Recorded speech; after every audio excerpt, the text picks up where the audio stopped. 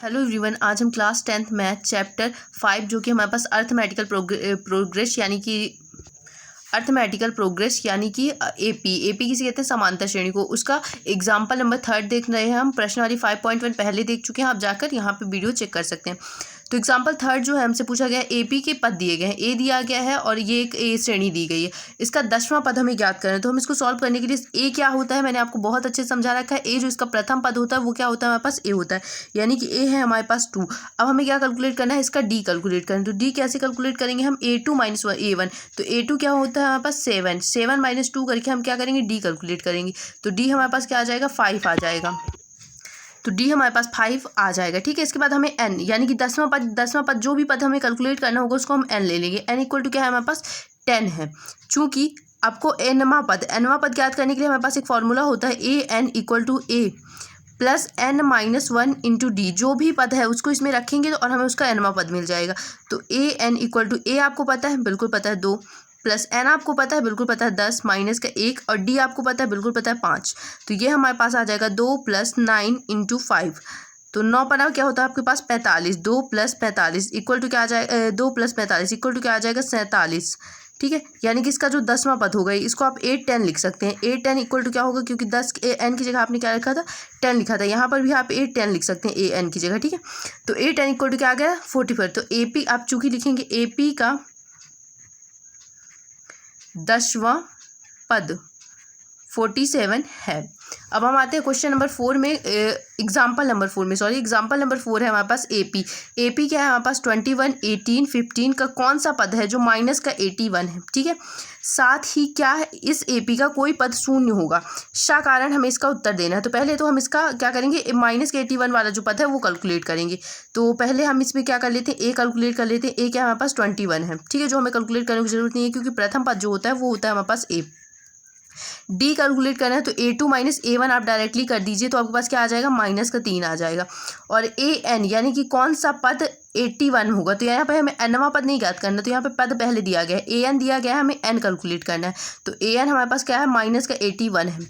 तो हम इसमें फॉर्मूला लगाएंगे AN वाला। AN इक्वल टू क्या होता है हमारे पास, A + N - 1 इंटू डी होता है।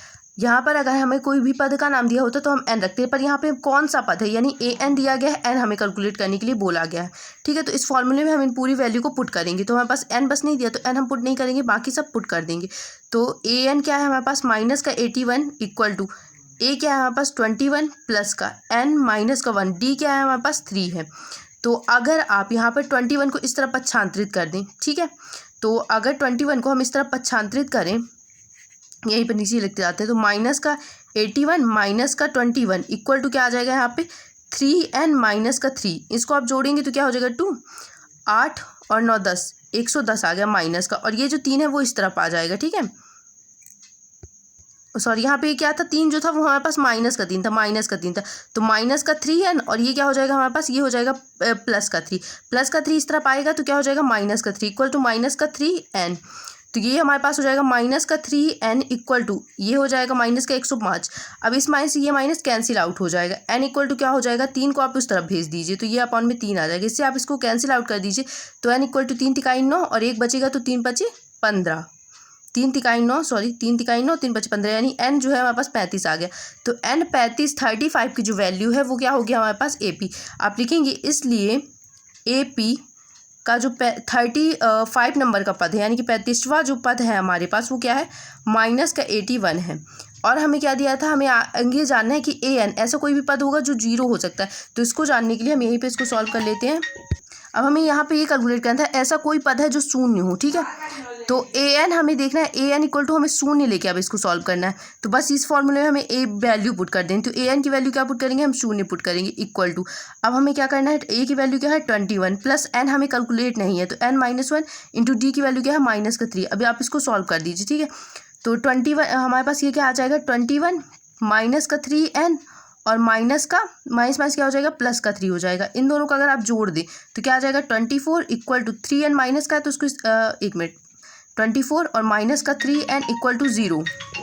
अब हमें क्या करना है, इस 3n को अगर हम इस तरफ पक्षांतरित कर दें, ठीक है, तो ये माइनस का तो प्लस का हो जाएगा। 24 इक्वल टू आ जाएगा 3n। तो n इक्वल टू अगर हम कैलकुलेट करें 3 से उसको आप काट दीजिए तो ये 24/3 आ जाएगा। तो n इक्वल टू क्या आ गया हमारे पास 3 सत्ते का 3 24, यानी कि ऐसा एक पद होगा हमारे पास n इक्वल टू 8।